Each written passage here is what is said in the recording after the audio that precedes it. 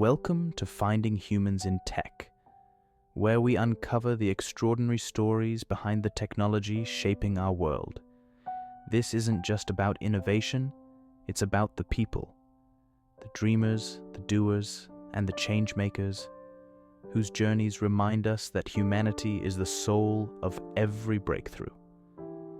Get ready to be inspired, to connect, and to celebrate the resilience and passion that drive the tech community forward. Let's dive into the stories that prove technology is nothing without the humans behind it. A faith founded in the early 15th century has paved the way in showing the world what service to humanity looks like. The Golden Temple, the most revered spiritual site of Sikhism, bears witness to the way of life their guru's teachings have shown to the community. Each day, a langar or free community kitchen, prepared by devotees and volunteers, serves thousands of people who throng the holy place, irrespective of religion or faith. It is often touted as the world's largest free kitchen and represents a tradition that upholds what service to humanity is all about. When good karma dawns, the wall of doubt is torn down. He lovingly accepts the Guru's will. Excerpt from the Sri Guru Granth Sahib. Our next human embodies the Sikh's way of seva, service, and what it means to be a compassionate believer in the goodness that still exists in the world around us. He isn't just a fantastic conversationalist who would strike up friendships anywhere he goes, but also one of those rare beings who would stop by and help people in need. So here's introducing our next human in the series, the magnetic Sahib Randhawa, born in the heartland of Punjab and raised in the City of Dreams in Mumbai, with a background in mechanical engineering and foraying into the world of data, science, and analytics. He is an outspoken proponent of gender equality and an ardent advocate for humanitarian causes. Born in the historic industrial town of Batala in the northwestern state of Punjab, he fondly recalls summer holidays in what is known as the breadbasket of India. It was always a summer filled with the aroma of scrumptious Punjabi delicacies and khet or farmlands, where kids would splatter around water tanks in the scorching summer heat. His dad, the senior Randhawa, served in the Navy, and the family relocated to India's financial capital, Mumbai. But his parents made sure the children knew where their pind or village and roots were from. He also recollects train rides to Batala on every school holiday and a house brimming with relatives and food. When asked what he identifies himself as, he would say, a global citizen, that he genuinely was. He grew up in a cosmopolitan setup in a Navy household and remembers how it shaped his views on the world around him. His father is someone he immensely looks up to. He asserts how there is no stopping the sturdy septuagenarian who still loves to head to work and finds the resilience to be independent on his own terms. His father broke a lot of barriers in his pind. This is clearly reflected in Sahib's affection for his dad and his path-breaking achievements.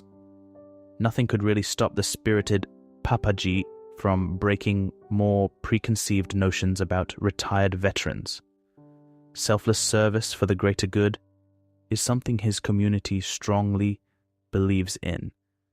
And he recollects how his dearest mom would travel for miles on end to teach underprivileged children in community schools. Come rain or shine, she was dedicated to the cause for the longest time. And if there was one thing the Randhawas imbibed in their children, it was the act of being selfless, of using your resources and your abilities to help others who need it. That little spark handed down by his parents has ignited a passion for service and championing humanitarian causes in Sahib. He keenly shares how he would love to someday be able to contribute his small part to the world. Growing up in a progressive setup, he had to learn to navigate the outside world, which wasn't always fair and just. He narrates to me an incident in his grad days where a much-loved professor didn't reveal his sexual orientation until it was time for his students to leave the uni. In his own words, he would admit, "It just goes on to show how stigmatized homosexuality still is in our society that a professor, rather a friend, knew us for 4 years and still thought it was best to hide an intimate detail of his life, maybe in fear of being ostracized." He remembers how Professor Kiran helped him set up the literature club at Manipal University, which in turn brought in the MUN Model United Nations Society at his college. The brilliant professor never let who he was dictate what he could do, and he paved the way for a whole new perspective for his students. It wasn't just timeless literature that the professor introduced them to. He showed them a world where who or what you were didn't dictate what you could or couldn't do. That was one of those instances where he realized how sometimes the biases and notions that exist in our societies create the facade we have to put up for people. And that is also one of the reasons why he feels so passionate about breaking the mold and removing stigmas around us. He has always identified himself as the biggest proponent of gender equality and has been vocal about his views. He would proudly declare, "Of course, I am a feminist." Here was a person who wasn't apologetic about his views or the causes he ardently believes in. He tells us how he has seen his mom and sister navigate a world that hasn't always been fair or kind to the other gender. The sexism, the inequalities, and the prejudices exist across all walks of life, and having seen the world through their eyes, as well as experiences, he understands the problem that ails our system. As he would state, "Acknowledging it is the least I can do." The city of dreams. Mumbai is a place he calls home for the longest time. He describes how Mumbai was once upon a time an amalgamation of 7 different islands. It is indeed an engineering wonder, considering the number of skyscrapers that peek through the skyline. Those skyscrapers, as he remembers, did inspire him to dream bigger for himself. When asked if his favorite thing about his hometown are the high-rises, he cheerfully remarks, "No, the airport is." Being in the air was something he truly loved. He would associate freedom with flying. There was a certain liberty that he felt about being miles away from the ground, and that same sense of emancipation was something he was also seeking in his professional life. His formal background in mechanical engineering exposed him to several domains in the industrial sector. From visiting paper manufacturing plants to nuclear power plants, he has seen the best in the manufacturing industry. He admits there are equally good days and bad days. He recalls an incident where he narrowly escaped the NTPC Unchahar incident by just a day.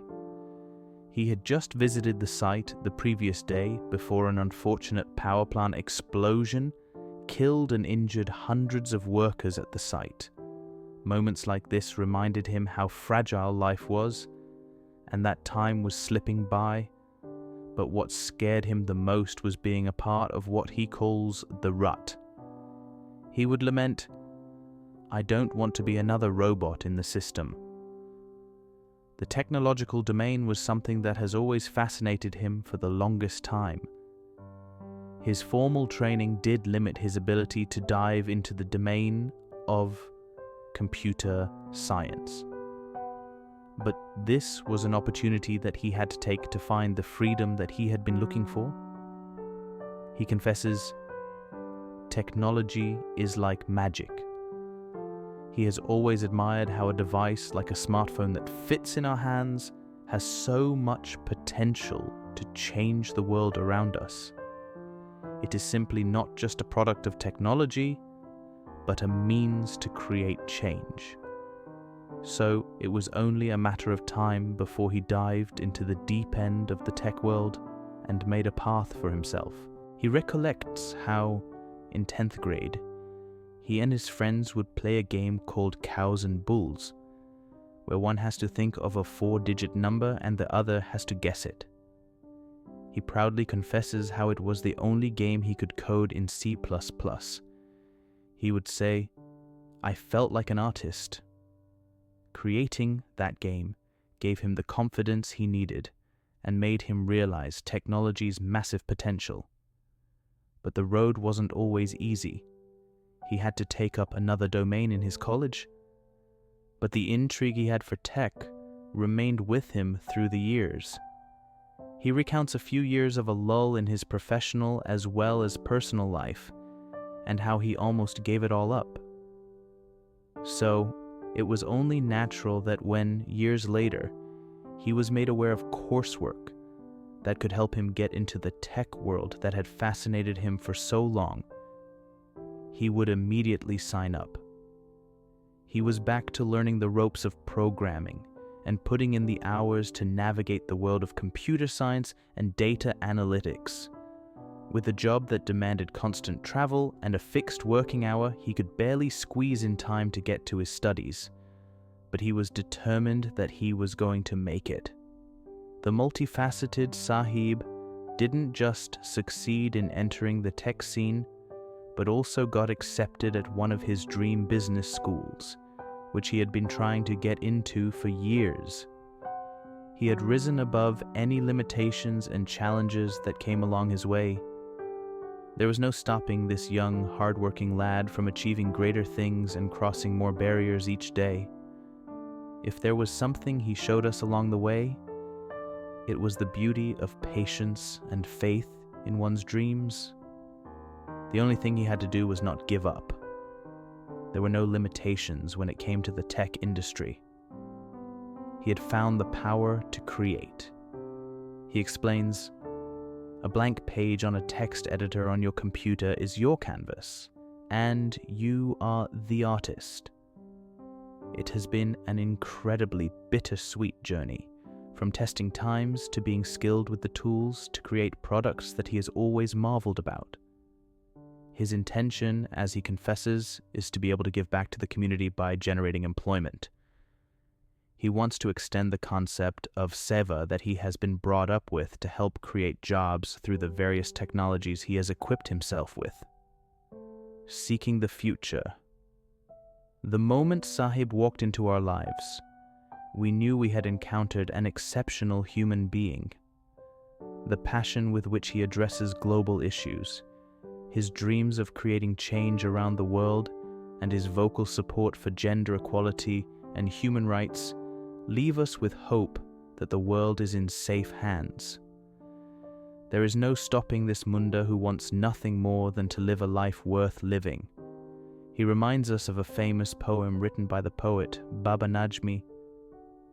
The destination is the place where those who find thrones start out with a map of their journey. His journey has inspired us, but shone a light on how the darkest days don't last forever when you refuse to settle for the ordinary. He represents not just a new generation of young dreamers in India who are seamlessly transitioning from their limitations and breaking new barriers in the tech space. He also showed us how your domain, job profile, or age does not determine what or who you can be. Technology is and will always be an equalizer. He would quote a Japanese proverb, "Be not afraid of going slowly, be afraid only of standing still." It was indeed true that the only thing that can stall you is you.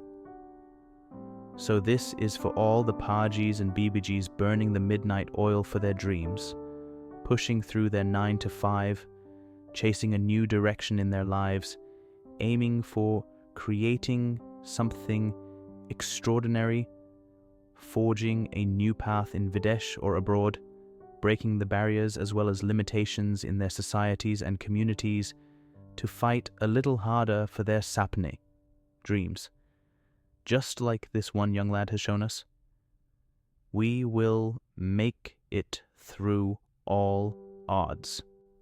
As we wrap up this episode of Finding Humans in Tech, remember this: behind every line of code, every groundbreaking innovation, and every bold idea is a human story, full of passion, resilience, and the courage to dream. These stories remind us that technology isn't just about machines. It's about the heartbeats that make them meaningful. Until next time, keep dreaming, keep innovating, and always keep shining the light. See you next time.